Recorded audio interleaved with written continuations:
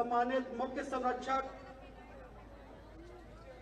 आदरणीय बाबूजी करतार सिंह भारती जी आए और माननीय मुख्यमंत्री जी को बुके भेंट करके उनका स्वागत करेंगे। जोरदार तालियों के साथ साथियों आप भी सहयोग प्रदान करें।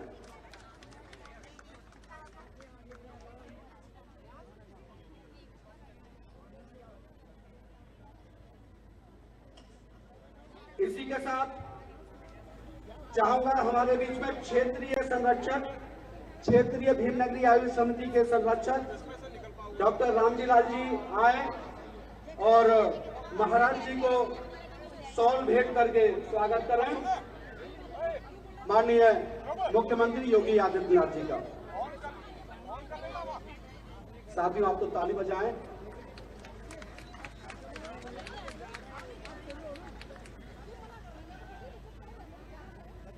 अब मैं विशेष अनुरोध करना चाहूंगा केंद्रीय भीमनगरी आयोजन समिति के सम्मानित संरक्षक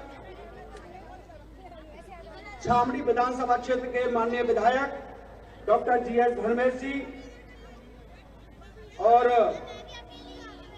केंद्रीय भीमनगरी आयोजन समिति के सम्मानित अध्यक्ष बड़े भाई धर्मेंद्र सोनी जी महाराज जी को पगड़ी और मुकुट पहना करके स्वागत करेंगे।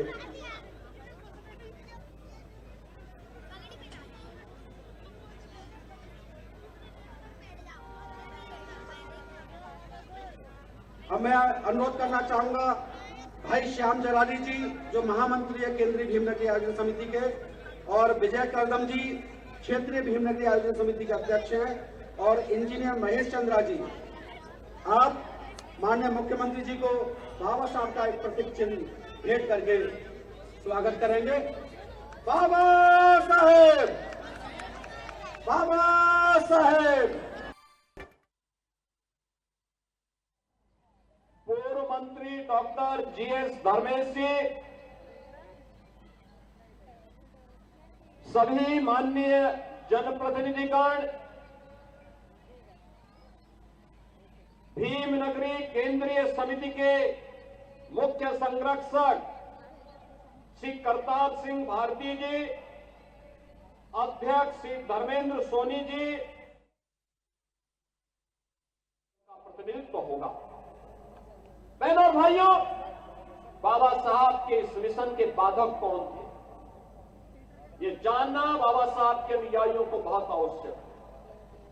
और इसलिए आवश्यक है क्योंकि जो लोग बाबा साहब के नाम का उपयोग करते हैं लेकिन बाबा साहब के द्वारा बताए गए मूल्य और आदर्शों के विपरीत आचरण करते हैं, वही लोग इस मिशन में सबसे बड़े बाधक हैं। याद करिए बाबा साहब को चुनाव हराने वाले कौन लोग थे। 1952 का चुनाव बाबा साहब को हराने वाले लोग कौन थे। 1954 का उपचुनाव बाबा साहब को हराने वाले कौन लोग थे। कौन लोग थे जब देश आजाद हुआ था और स्वतंत्र भारत में पहले मंत्रिमंडल का गठन होना था, तो कौन लोग थे जिन लोगों ने बाबा साहब को उनकी योग्यता के बावजूद और सबसे योग्य सदस्य होने के बावजूद जिन्होंने विदेश अर्थनीति से संबंधित समितियों में स्थान नहीं देने दिया। कौन लोग थे जो बाबा साहब को परास्त करने की साजिश का हिस्सा बने थे, उन्हें 1970 में पद्म पुरस्कार से सम्मानित कर रहे थे।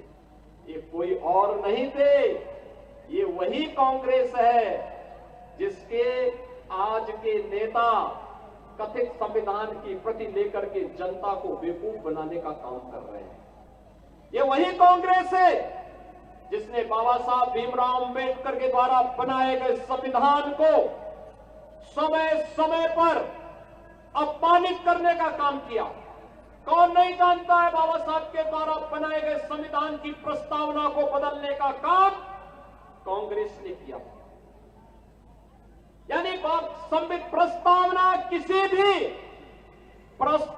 किसी भी पवित्र ग्रंथ की आत्मा होती है। अगर मनुष्य की आत्मा निकल जाती है तो शरीर का क्या हाल होता है। और ऐसे ही किसी पवित्र ग्रंथ की प्रस्तावना के साथ छेड़छाड़ कर दिया जाए, क्या हालत होते हैं। और ऐसे ही शरारत, इमरजेंसी लागू करके संविधान का गला घोटने का काम देश के अंदर कांग्रेस ने किया था।